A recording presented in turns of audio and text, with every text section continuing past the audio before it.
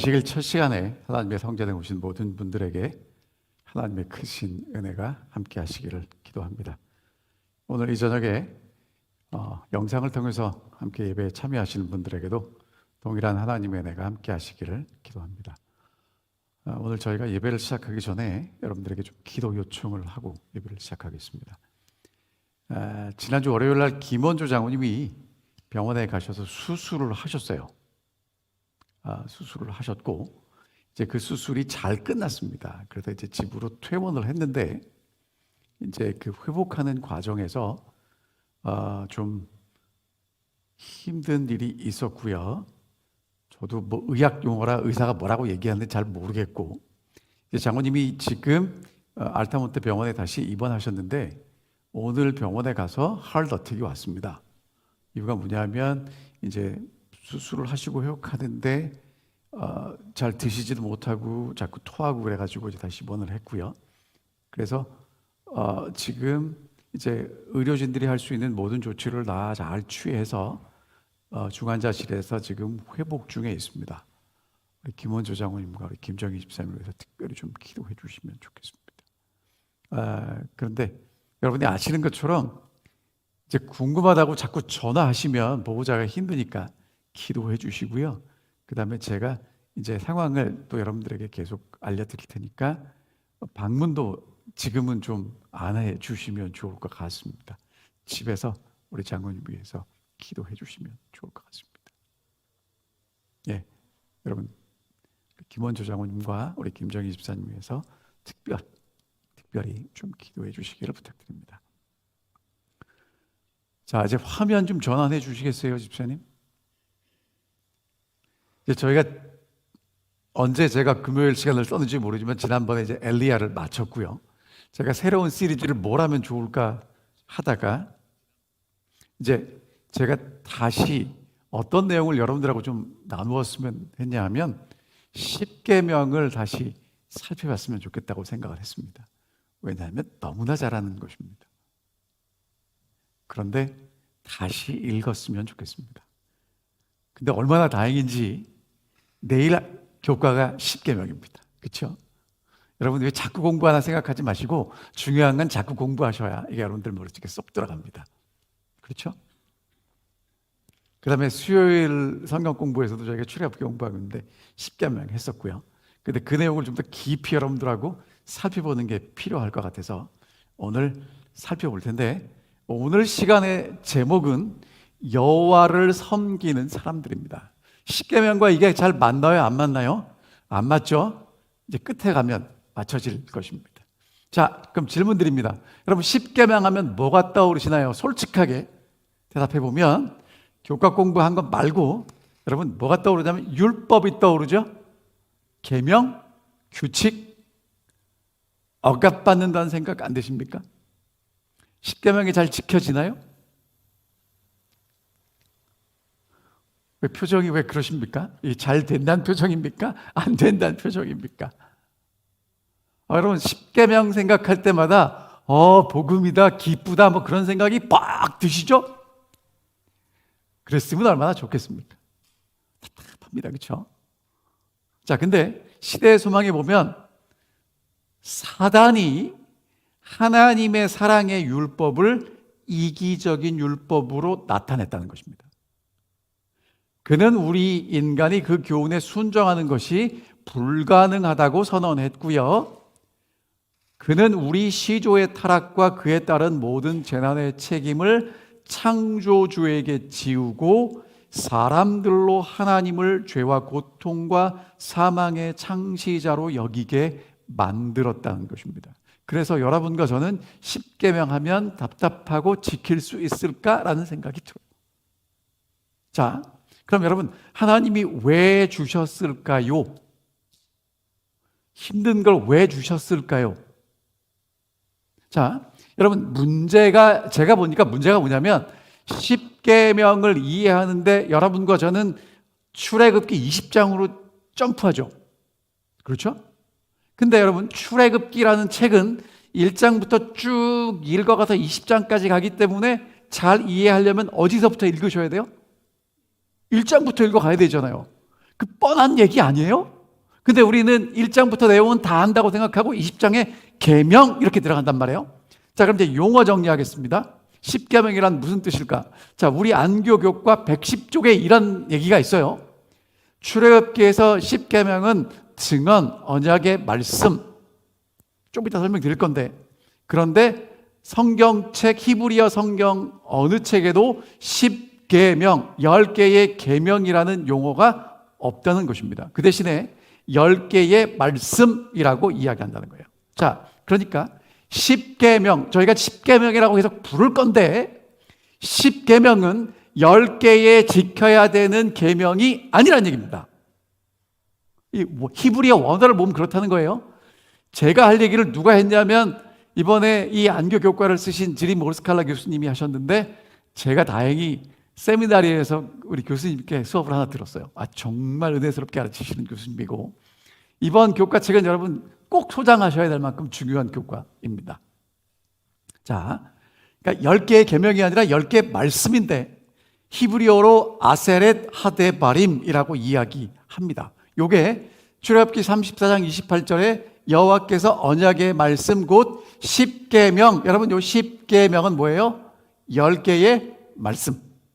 신명기 4장 13절에도 10계명을 두 돌판에 쓰셨는데 그것은 10개의 계명이 아니라 10개의 말씀이란 말입니다. 그래서 10계명을 원어로 풀이해 드리면, 여러분 이거 모르셔도 되는데 이런 얘기를 해야 제가 조금 전문가 같이 보이잖아요. 그렇죠? 그렇게 인정하시죠? 예. 자, 아세레트는 열이에요. 열. 그 다음에 하는 영어의 더입니다. 그리고 데바림은 말이에요. 말. 그러니까 10개의 말씀이란 뜻이에요. 됐습니까? 자, 그럼 10개의 말씀은 첫 번째, 여러분 하나님이 말씀하신다는 건, 명령을 주지 않고 말씀하셨다는 건 백성들하고 대화하자는 거죠. 그렇죠? 여러분 이게 무슨 얘기냐면, 하나님이 이스라엘 백성들을 구원하고 내가 구원했으니까 이제 내 말 잘 들어가 아니라 이스라엘 백성들을 찾아오셔서 친히 말씀하시는 분으로 다가오셨다는 거예요. 두 번째, 여러분 하나님의 말씀 속에는 뭐가 포함되어 있냐면 하나님이 어떤 분이신지가 포함되어 있겠죠. 그러니까 하나님을 알 수 있고요. 세 번째, 여러분 하나님이 말씀하시면 뭐가 일어나요?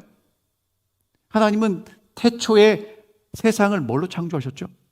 말씀. 그럼 하나님이 우리에게 말씀하시면 뭐가 일어난다는 겁니까? 창조가 일어나는 것입니다. 그러니까 10개의 계명과 10개의 말씀은 같아요, 달라요? 완전히 다른 얘기라는 거예요. 자, 그 다음에 여러분 이제 기억하셔야 될 게 뭐냐면, 이제 이번 교과 때 공부하셨으니까 이제 오늘 공부하시면 더 좋은 거예요. 하나님이 10계명을, 그러니까 10개의 말씀을 하시기 위해서 누구를 찾아오셨어요? 이스라엘을 찾아오셨어요. 자, 출애굽기 19장에 보면 셋째 날에 우레와 번개와 빽빽한 구름이 산 위에 있고 나팔사리가 있고 백성이 다 떠는데, 모세가 하나님 맞으려고 백성을 데리고 나오니까 하나님이 연기가 자욱한 가운데 불 가운데 강림하시고, 그리고 큰 소리가 커질 때 모세가 말하고 하나님의 응답하시고. 여러분 이거를 그냥 성경에 그런 얘기가 있나 보다라고 생각하지 마시고, 여러분 이렇게 이해하시면 좋겠어요. 하나님이 이스라엘 백성들을 애굽에서 인도에 나오셨죠. 그렇죠? 그리고 인도하신 하나님이 지금 이스라엘 백성들을 만나기 위해서 어디서 내려오시는 거예요? 하늘에서 내려오시는 거예요. 여러분 이런 신이 역사에 있습니까? 없습니까? 자, 요게 뭐냐 하면 이집트에 가면 아부 심벨이라고 하는 거대한 신들이 있는 신전입니다. 람세스 2세 때 만들었을 거라고 추측을 합니다. 짓는데 20년 걸렸답니다. 얼마나 크냐? 여러분 여기 사람 보이세요? 얼마나 큰지 보이시죠? 자, 여러분 옛날에 이집트나 메소포타미아의 신들은요 어디 살았냐면 신전에 살아요. 신조에서 나옵니까? 안 나옵니까? 죽어도 안 나와요. 자, 그럼 신을 만나려면 누가 가야 돼요? 사람이 가야 돼요. 맨손으로 갑니까? 재물 갖고 갑니까? 재물을 갖다가 열심히 바치면 정성을 들여야 겨우 만날 수 있는 게 신들이었어요. 그런데 여러분, 성경이 말하는 하나님은 이스라엘 백성들을 만나기 위해서 직접 내려오셔요. 신전도 없어요. 어디 내려오시냐면 여러분 이런 데 내려오셨어요. 보이세요? 이게 뭐 정확한지 아닌지 모르지만 저런 사막 한가운데 있는 산에 하나님이 내려오신 거예요. 자, 그래서 이거를 이제 이렇게 표현하는 겁니다. 저 산에 하나님이 구름이 자작 있고 천둥 번개가 치고 지진하고 불 가운데 하나님이 임하시는 것입니다. 그럼 여러분, 하나님은 어떻게 만나요? 여러분, 이 하나님을 여러분과 제가 이제 안식일마다 만나는데, 여러분, 이스라엘 백성들이 하나님을 처음 만날 때는 어떻게 만났냐면 옷을 빨고 그 산의 경계를 전하고 여인을 가까이 하지 말라고 이야기합니다. 그러니까 하나님은 그냥 만나는 게 아니라는 거예요. 마음만 준비하는 게 아니라 모두 준비해야 돼요. 옷을 빨아야 돼요. 무슨 얘기냐? 마음의 준비를 행동으로 보여주어야 하는 것입니다. 그리고 여인을 가까이 하지 말라는 건 몸과 마음과 영혼 전체를 누구를 향해서 구별하라는 거예요. 하나님을 향해서 구별하라는 것입니다. 여러분, 그래야 진짜 만날 수 있어요. 여러분, 사랑에 빠진 사람이 데이트하러 갈 때 자다가 일어난 부시시한 머리를 하고 슬리퍼 신고 그냥 무릎이 뿔쑥 나온 추리닝 입고 갑니까? 그렇다는 건 벌써 이제 그 사랑은 끝났다는 거예요. 그렇죠? 해보셨죠? 옛날이라 기억이 잘 안 나시나요? 여러분, 기억을 좀 되새겨 보세요. 옛날에 내가 사랑하는 그 남자, 그 여자 만나러 갈 때 있는 것 중에 제일 이쁘고 깨끗하게 머리 감고 화장하고 그러고 하지 않으셨어요? 그러고 가야 된다는 거예요. 자, 그럼 하나님은 어떻게 임하셨는가? 천둥 소리와 나팔로 임하셨고요. 빽빽한 구름 가운데 불 가운데 임하셨고요. 사람들이 느낄 수 있는 큰 지진이 있었다는 것입니다. 그러니까 뭔가 하나님은 함부로 할 수 없는 분이라는 것을 느끼게 해 주셨다는 것입니다. 그래서 우레와 번개와 지진을 통해서 하나님은 능력이 대단한 분이구나. 그리고 빽빽한 구리와 구름과 연기를 통해서 하나님은 신비한 분이구나. 그리고 맹렬한 불입니다. 여러분, 하나님은 불이에요. 하나님이 있어야 따뜻하지만 너무 가까이 가면 안 됩니다. 우리하고 다른 거룩한 분이라는 것이죠. 하나님이 그런 이스라엘 백성들을 만나 주십니다. 여러분, 그러니까 하나님이 10가지 말씀을 하시기 전에 이렇게 하나님과 이스라엘 백성들이 만났다는 것을 아셔야 이게 제대로 이해가 되는 겁니다. 그게 이제 출애굽기를 읽고 나서 이제 하나님을 만나는 건데, 여러분, 이 사람들이 하나님을 만났을 때 어땠을까요? 이제 누군가 이런 그림을 그려서 제가 가져왔는데, 신의 산에 임하신 하나님을 보고 이스라엘 백성들은 정말 두렵고 떨리지만, 하나님, 우리를 인도하신, 애굽에서 우리를 인도하시고 홍해에서 우리를 구원하신 그 하나님이 오신다는 사실 때문에 정말 두렵지만 반가웠을 것입니다. 그래서 하나님을 만나는 것입니다. 하나님이 10개의 말씀을 주시기 전에 이렇게 말씀하십니다. 하나님이 이 모든 말씀으로 말씀하여 이르시되 나는 너를 애굽 땅 종되었던 집에서 인도하여 낸 내 하나님 여호와다. 여러분, 출애굽기에서 제일 중요한 말씀이, 그러니까 10개의 말씀을 제가 그냥 쉽게 10계명이라고 할게요, 여러분. 그러니까 10계명의 의미를 아시겠죠? 계명이 아니고 10개의 말씀입니다. 자, 10계명에서 제일 중요한 건 10개의 계명이 아니라 이 부분이에요. 여러분, 왜냐하면 여러분 보세요. 의사소통을 할 때는 말하는 사람이 있고 듣는 사람이 있죠. 그래야 의사소통이 되죠. 그럼 여기서 말하는 사람은 누구예요? 하나님. 듣는 사람은 누굽니까? 이스라엘 백성. 자, 내용보다 중요한 게 뭐냐면 누가 누구에게 말하느냐예요.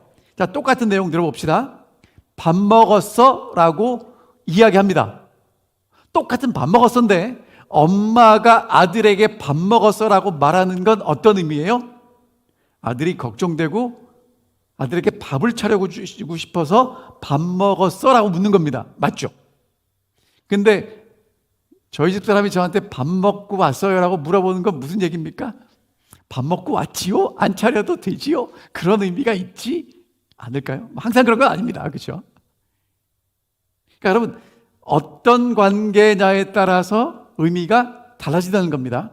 자, 그 다음 뭐해? 엄마가 아들에게 뭐 하냐라고 물은 건 뭐예요? 야, 공부하냐고 왜 딴짓하니? 라는 얘기겠죠. 그렇죠? 하지만 친구가 친구에게 뭐 하냐고 물으면 야, 심심한데 재미있는 거 없어? 라는 뜻이겠지요.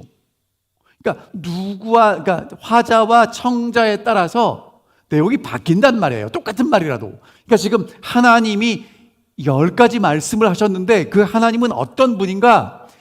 이스라엘 백성들이 애굽의 종이었는데 하나님이 그들을 인도해 내신 그 하나님이 말씀하십니다. 그러니까 이 말씀을 하시는 분은 누구라고요? 원래 애굽의 종이었던 사람들을 하나님이 크신 손과 펴신 팔로 구원하시고 하시는 말씀이에요. 그 말씀을 듣는 사람들은 어떤 사람들이에요? 원래는 애굽의 종이었는데 하나님이 그들을 구원해 내셔서 지금 하나님 앞에서 이 말씀을 듣고 있는 사람들입니다. 그러니까 이 사람들은 이 말씀을 들을 자격이 사실은 있어요? 없어요?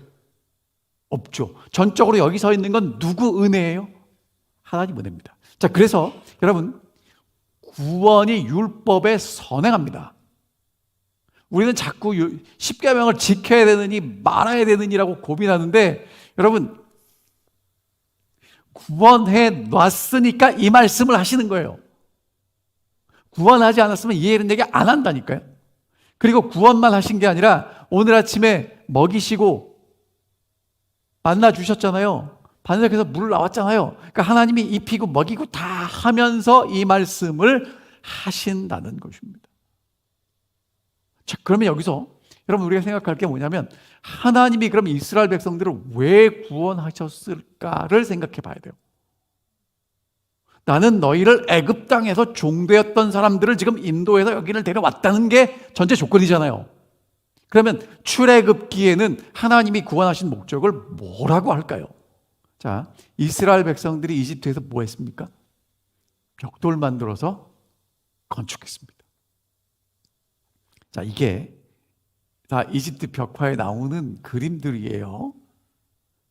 벽돌 만들어서 집 지었는데 출애굽기 1장 11절에 보면 감독들을 그들을 위해 세우고 그들에게 무거운 짐을 지워 괴롭게 하여 그들에게 바로를 위하여 국고성 비돔과 람셋을 건축하게 하니라. 지금 누구를 위해서 일합니까? 바로를 위해서 일합니다. 자, 누구를 위해서 일했다고요? 여러분, 이게 되게 중요한 겁니다. 이스라엘 백성들은요, 이집트에서 이집트의 최고의 신 파라오를 위해서 일했어요. 물론 일하니까 밥도 먹고 떡도 얻어먹고 고기도 얻어먹겠죠. 자, 근데 이제 출애굽의 목적은 섬김의 대상을 바꾸는 정말 혁명적인 일이었어요. 바로를 섬기던 사람들을 하나님을 섬기던 사람들로 만들기 위해서 출애굽시키셨다는 거예요. 여러분, 이럴 땐 아멘 하셔야 돼요. 이게 지금 엄청난 얘기란 말이에요. 자, 이게 어디부터 나오냐면 하나님이 광야에서 자기 양도 아니고 장인어른 양을 치던 모세를 부르신 기억 다 기억나시죠? 자, 하나님이 그때 모세에게 만나자마자 이렇게 말씀하십니다. 내가 반드시 너와 함께 있을 거야. 그러니까 하나님, 제가 이 출애굽을 어떻게 합니까? 그랬더니 내가 반드시 너와 함께 있을 거야. 그리고 내가 그 백성을 애굽에서 인도하여 낸 후에 너희가 이 산에서 하나님을 섬길 거야 라고 말씀하셨어요. 그러니까 하나님은 처음부터 이스라엘 백성들을 애굽에서 데리고 나오는 목적이 뭐예요? 하나님을 섬기는 백성을 만들기 위함이에요. 그게 출애굽의 목적이라는 거예요.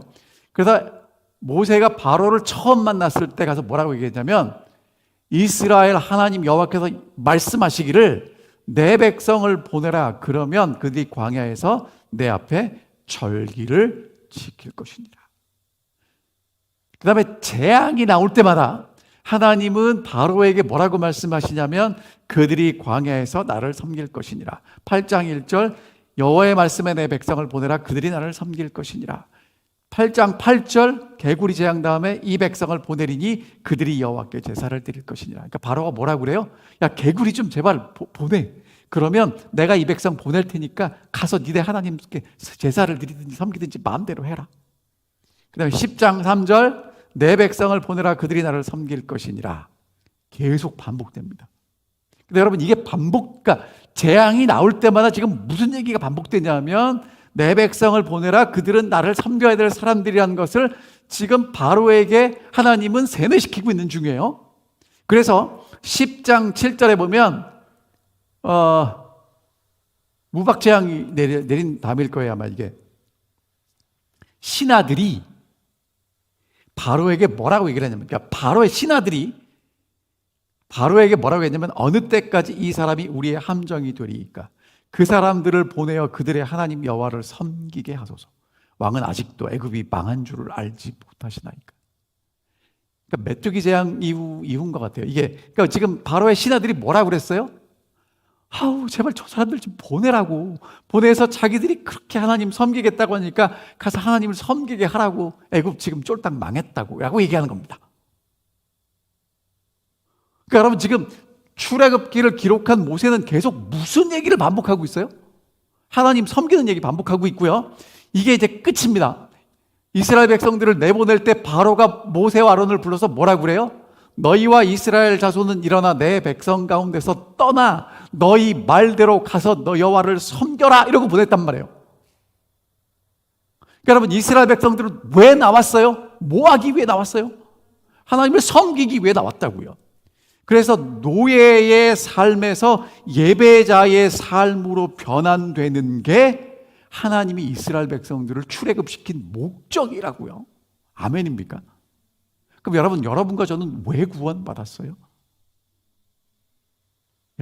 여러분, 제가 이 공부하기 전에는 우리가 예수를 통해서 구원받는 건 어디 가야 돼요?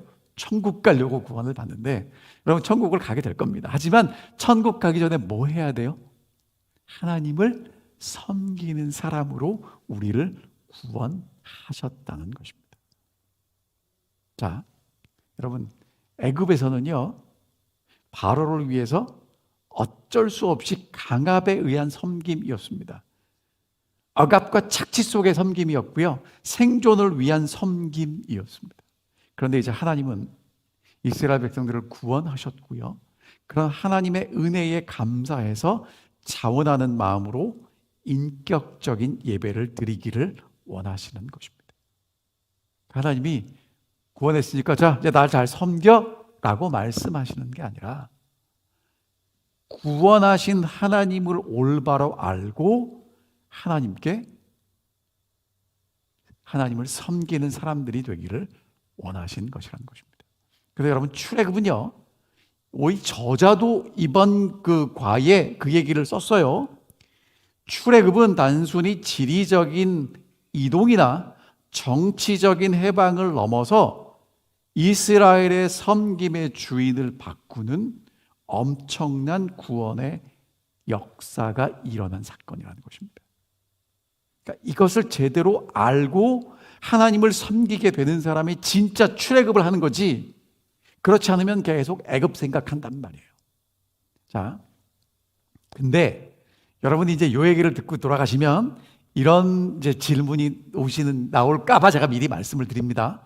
하나님을 섬기는 건데 출애굽기 5장에 모세가 바로를 만났을 때는 뭐라고 했냐면 우리가 광야로 사흘 길쯤 가서 우리 하나님 여호와께 제사를 드리려 하오니 가도록 허락하소서. 가서 뭐 하고 싶대요? 그 섬기는 것과 제사가 연결이 됩니까? 안 됩니까? 되는 것 같기도 하고 안 되는 것 같기도 해요. 자, 그래서 제가 요거를 좀 자세히 설명을 드리면 이런 겁니다. 섬김은요 하나님이 그들을 인도해 내신 목적이에요. 삶의 모습입니다.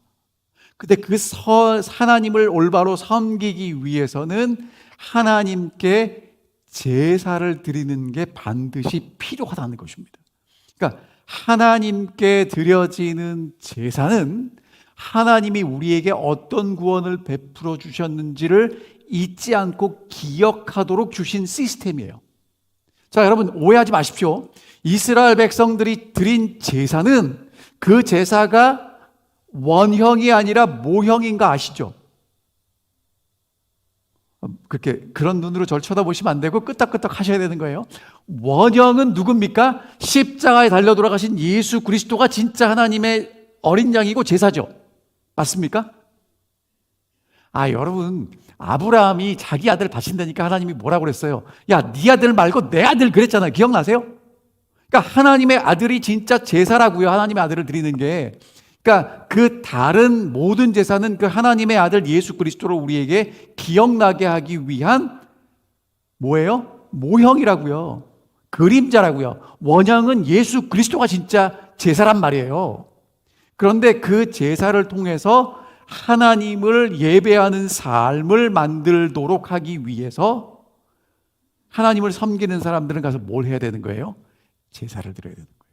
그러니까 오늘 여러분과 제가 이 안식일을 기억해서 하나님께 예배를 드리는 게 얼마나 중요하냐면 이 안식일을 통해서 하나님을 기억하는 것이 하나님을 섬기는 삶을 살아가도록 만든다는 거예요.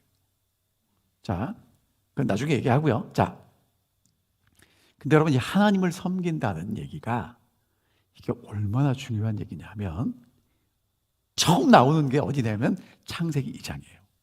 여호와 하나님이 그 사람을 이끌어 에덴 동산에 두시며 그것을 경작하며 지키게 하시고. 여러분 여기서 경작하다라는 히브리 단어가 아바드라는 단어인데 그 단어가 3장 12절에 하나님을 섬긴다라는 동일한 단어예요. 그러니까 아담이 에덴 동산을 경작하는 일과 출애굽 이후에 이스라엘 백성들이 하나님을 섬기는 일이 같은 일이라고요. 그러니까 에덴 동산에서 하나님이 계시는 곳을 뭐라고 부르냐면 거룩한 장소라고 부르죠. 성소죠. 성소에서 섬기는 일이 예배였고 하나님을 섬김이었어요.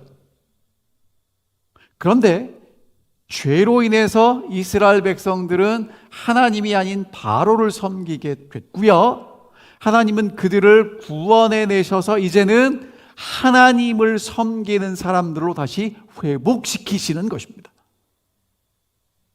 이게 지금 출애굽기에 굉장히 중요한 흐름이고요. 자, 하나님이 지금 이제 이것을 위해서 이스라엘 백성들을 부르셨는데 그들에게 하나님을 섬기는 사람은 어떤 사람인지를 이렇게 말씀하시는 겁니다. 출애굽기 19장 3절 모세가 하나님 앞에 올라가니 여호와께서 산에서 그를 불러 말씀하시되 너는 이같이 야곱의 집에 말하고 이스라엘 자손들에게 말하라. 내가 애굽 사람에게 어떻게 행하였음과 내가 어떻게 독수리 날개로 너희를 업어 내게로 인도하였음을 너희가 보았느니라. 세계가 다 내게 속하였나니 너희가 내 말을 잘 듣고 내 언약을 지키면 너희는 모든 민족 중에서 내 소유가 되겠고 너희가 내게 대하여 제사장 나라가 되며 거룩한 백성이 되리라. 너는 이 말을 이스라엘 자손에게 전할지니라.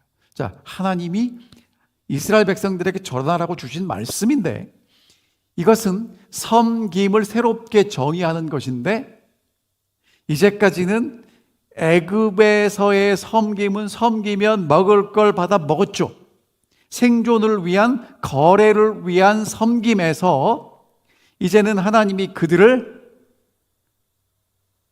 하나님이 모든 것들을 다 공급하신 상태에서 자발적으로 하나님께 사랑에 응답해서 섬기는 새로운 존재로 변화시켰다는 거예요.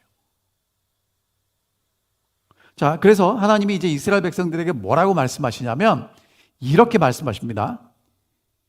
너희는 모든 민족 중에서 내 소유가 되겠고 제사장 나라가 될 것이고 거룩한 백성이 될 것이다 라고 말씀하십니다.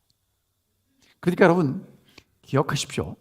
이스라엘 백성들은 하나님이 너희는 내 소유다 라고 말씀하세요. 여러분, 소유라는 건 하나님이 그만큼 아끼는 보물이라는 것입니다. 그러니까 여러분 기억하셔야 돼요. 출애굽한 이스라엘 백성들은 하나님께 아주 소중한 보물이었고요. 예수 그리스도의 십자가를 통해서 구원을 경험한 사람들은 하나님의 보물이라는 것입니다. 아멘입니까? 그러니까 여러분, 이것을 날마다 기억하는 게 우리에게 얼마나 소중한 일인지 몰라요. 세상은 우리를 어떻게 평가하냐면 너 얼마 가졌어? 얼마나 배웠어? 그런데 오늘 여러분과 제가 하나님 앞에 설 때마다 하나님은 우리를 뭐라고 말씀하시냐면 누가 뭐라 그래도 내 새끼 너는 내 거야 라고 말씀하시는 겁니다. 아멘입니까? 여러분, 이게 하나님이 주신 10개의 말씀이란 말이에요. 그 다음에 뭐라고 말씀하시냐면 이제 너는 나를 섬기는 제사장이 되라고 말씀하세요. 여러분, 제사장은요 2가지 역할을 했는데 하나님을 섬기고 하나님을 섬긴 이후에 하나님께 받은 것을 백성들에게 나누고 축복하는 일이 제사장의 일이에요. 아브라함을 불러서 뭐라고 말씀하셨습니까? 너는 복이 될지라고 말씀하셨죠. 그 얘기입니다. 그러니까 오늘 우리는 하나님께 나아갈 수 있을 뿐만 아니라 하나님을 모르는 사람들에게 하나님이 어떠신 분이신지를 베풀 수 있는 특권을 우리에게 주셨고요. 그래서 이제는 거룩하게 구별된 삶을 살아가라고 말씀하시는 겁니다. 왜 거룩한가? 하나님께 소유됐기 때문에 거룩하게 삶을 살아가는 거예요. 자, 그럼 여러분, 십계명은 이렇게 하나님의 소유가 되고 제사장 나라로 살아가고 거룩한 백성으로 살아가는 사람들이 어떻게 살아가야 되는지를 자세하게 하신 말씀이 십계명이란 말이에요. 우리가 지켜야 되는 게 아니라 내가 누구인지를 알고 하나님의 은혜를 기억하는 사람들이 그렇게 살아가게 될 거라고 주신 말씀이라는 것입니다. 그래서 서문 아까 읽었습니다. 나는 너를 애굽 땅 종되었던 집에서 인도하여 낸 내 하나님 여호와다 라고 말씀하시는 건 여러분, 이 짧은 구절 속에 출애굽기 1장부터 19장까지 모든 얘기가 다 함축되어 있는 거예요. 바로를 섬기는 너희들이 이제는 하나님을 섬겨야 되고, 하나님을 섬긴다는 건 하나님이 애굽에서 그들을 구원하신 것, 홍해에서 그들을 살리신 것, 날마다 만나를 주시는 것, 하나님이 내게 매일 베푸시는 그 은혜를 경험하는 사람들로서 하나님 앞에 서 있다는 걸 기억하라는 얘기가 되겠죠. 자, 그리고 이제 우리에게 뭐라고 말씀하시냐면 하나님의 보물답게 살아가라고 이야기합니다. 자, 하나님의 보물답게 살아가라는 건 뭐냐면, 여러분, 하나님은 보물을 어떻게 여기죠? 귀하게 여기는 게 보물이잖아요. 그러면 그렇게 귀하게 여김을 받는 우리는 하나님을 어떻게 여겨야 할까요? 그게 첫 번째부터 세 번째까지 나오는 계명이에요. 우리가 십계명의 첫 번째, 두 번째, 세 번째 계명이라고 이야기하는 게 하나님이 소중하게 여기는 그런 하나님의 사랑을 받는 사람들은 하나님을 어떻게 대하고 살아가야 될지를 이야기하는 게 첫 번째, 두 번째, 세 번째라고요. 그러니까 하나님을 최고로 여기고 살아가게 되는 것입니다. 그리고 그 다음에 세 번째부터 10번째까지 하나님의 제사장 나라로서 하나님을 어떻게 섬기고 어떻게 이웃을 섬겨야 되는지를 보여주는 것이고요. 그 다음에 이 사람들은 구별되게 거룩하게 살아가야 된다라고 말씀하고 계시는 것입니다. 근데 여러분, 이게 정말 기가 막힌 게, 이스라엘 백성들이 하나님한테 하나님 우리를 구원했으니까 뭐라도 주셔야 되지 않겠습니까? 라고 요청한 게 아니라 하나님이 직접 찾아오셔서 이렇게 해주시겠다고 주신 약속이에요. 여러분, 이걸 기억하셔야 돼요. 우리가 하나님한테 십계명 달라고 한 게 아니라 하나님이 직접 찾아오셔서 이제 내 소유가 됐고 제사장 나라로 살아갈 거고 거룩한 백성이 될 거니까 이렇게 살아갈 거야 라고 주신 게 십계명이라고요. 그래서 오늘 여러분과 저는 뭘 보셔야 되냐면 애굽 사람에게 어떻게 행하였음과 어떻게 독수리 날개로 너희를 업어서 내게로 인도하였음을 보았느니라. 뭘 보셔야 되냐면 하나님이 애굽에서 어떻게 인도하셨는지를 보셔야 돼요. 여러분, 살아가는 게 힘듭니까? 힘들지 않습니까? 힘들다고 대답하셔야 맞습니다. 아니면 이상하지요. 그런데 여러분, 뭘 보셔야 되냐면 지금 힘든 순간만 보지 마시고 인생을 돌아보면 하나님의 은혜가 더 큰가요? 힘든 게 더 큰가요? 여러분, 이게 진짜 힘들고 어려울 때는 앞이 안 보이고 그거밖에 안 보이고 막 답답한데 사실 돌아서 굽이굽이 인도하신 것을 생각해 보면 은혜가 더 크지 않습니까? 그 얘기를 하는 거예요. 그걸 보라는 거예요. 근데 하나님이 어떻게 인도하셨는가? 독수리 날개로 업어서 인도하셨대요. 하나님은 능력 있는 분이고요. 어미 독수리가 새끼를 돌보는 것처럼 그렇게 사랑으로 우리를 돌보시는 분이라는 거예요. 근데 누구한테 인도하신다고요? 내게로. 그러니까 오늘 여러분과 저는 어디 가셔야 된다고요? 신의 산도 아니고 약속의 땅 가나안도 아니고 하나님께로 가야 합니다. 여러분, 이 얘기는 시간이 없으니까 이제 넘어가고요. 그래서 하나님의 능력을 맛보고 경험하셔야 됩니다. 날마다 기억하셔야 됩니다. 그리고 하나님의 은혜를 잊지 않고 기억하셔야 합니다. 자, 그런 우리에게 뭐라고 말씀하시냐? 너희가 내 말을 잘 듣고 내 언약을 지키면. 여러분, 하나님이 우리에게 주신 말씀, 베푸신 은혜를 잘 듣고 그 언약을 지키면 이게 조건이에요. 그러니까 오늘 여러분과 제가 하나님의 약속을 잘 듣고 언약을 지키면 된다는 것입니다. 여러분, 이거 할 수 있습니까? 없습니까? 잘 듣고 지키는 것. 그러니까 하나님이 우리한테 뭐 대단한 걸 요구하는 게 아니에요. 자, 근데 여러분, 이것도 잘 생각해 보세요. 하나님이 야, 내가 구원했으니까 내 말 잘 들어가 아니라, 자, 내가 너를 구원했고 너를 인도했고 이제 너에게 이렇게 너를 내 소유를 만들고 제사장 나라를 삼고 거룩한 백성으로 만들 거니까 이제 너도 거기에 합당하게 내 말을 잘 듣고 내 언약을 기억해 줘라고 말씀하시는 거예요. 일방적인 소통이 아니라 하나님이 우리의 반응을 기대하신다는 것입니다. 여러분, 이게 무슨 얘기냐 하면요, 하나님은 우리를 하나님 수준에서 대접해 주신다는 거예요. 여러분, 사랑하면 명령할 수 있습니까? 사랑하는 관계에서 명령한다고 듣나요? 왜 아닌 것처럼 그러세요? 여러분, 제가 저희 집 사람한테 명령한다고 저희 집 사람이 듣겠습니까? 그럼 저희 집 사람이 저한테 저희 집 사람은 정말 지혜롭게 얘기를 해요. 절대로 명령은 하지 않습니다. 근데 뭐가 필요하다고는 얘기합니다.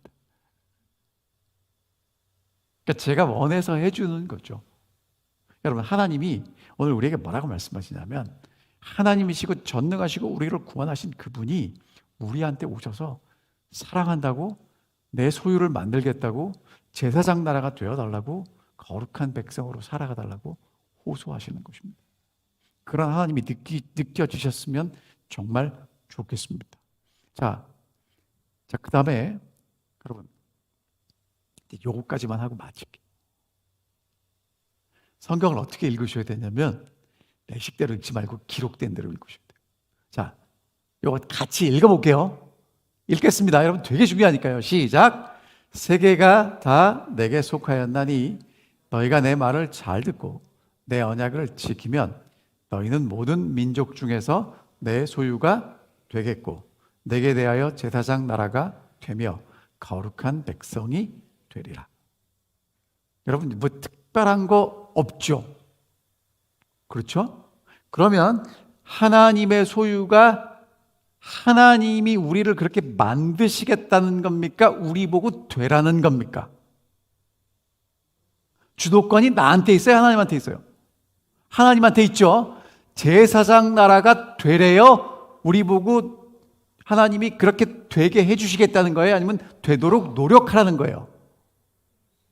거룩한 백성이 되리라. 그러니까 여러분, 여기에서 주도권과 완성이 누구한테 있어요?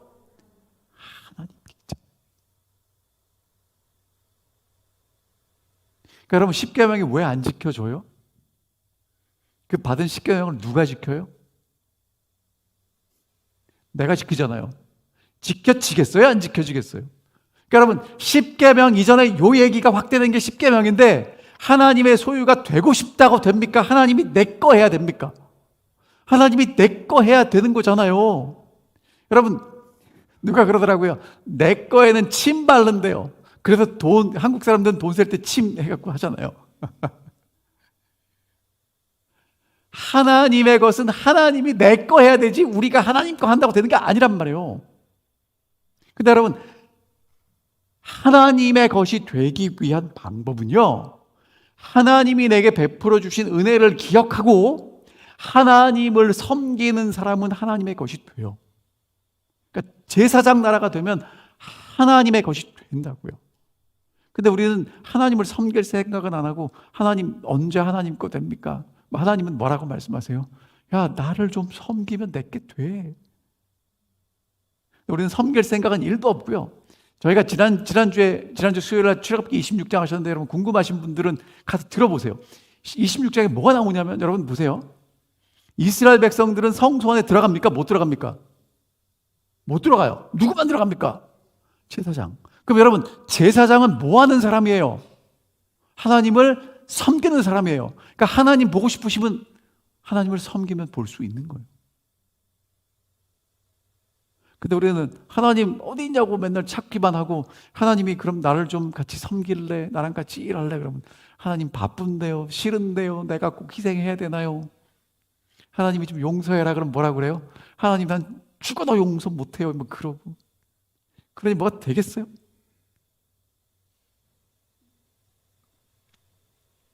자, 여러분, 하나님이 쫓아오자 가지고 약속해 주시는 게 십계명입니다. 하나님을 섬기는 사람들, 하나님의 소유가 되고 제사장 나라로 거룩한 백성으로 하나님이 만들어 주시는 사람들에게 주신 약속이 십계명이에요. 하나님이 이루시는 것입니다. 하나님을 기억하면, 하나님의 말씀을 잘 들으면. 그래서 오늘 저녁에 잘 나오셨어요. 그리고 오늘 영상을 통해서 이 말씀을 듣는 분들 정말 잘 오셨습니다. 왜? 우리가 계속 들어야 돼요. 계속 들어야 돼요.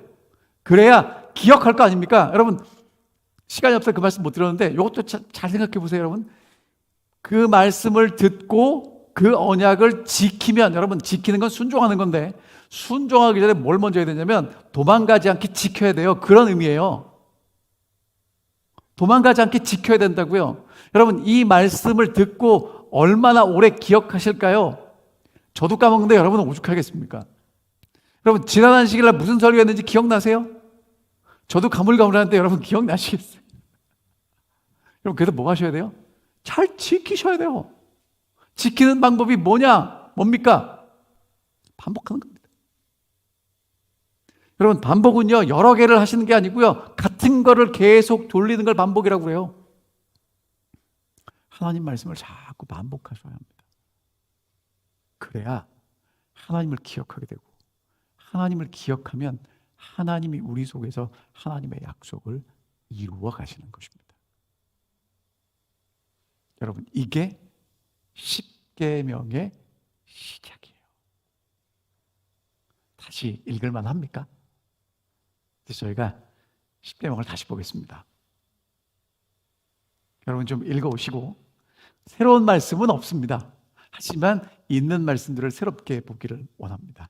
정말 여러분과 제가 다시 하나님을 깊이 만나는 이 거룩한 시간들이 되기를 바라면서 오늘 말씀 드리겠습니다.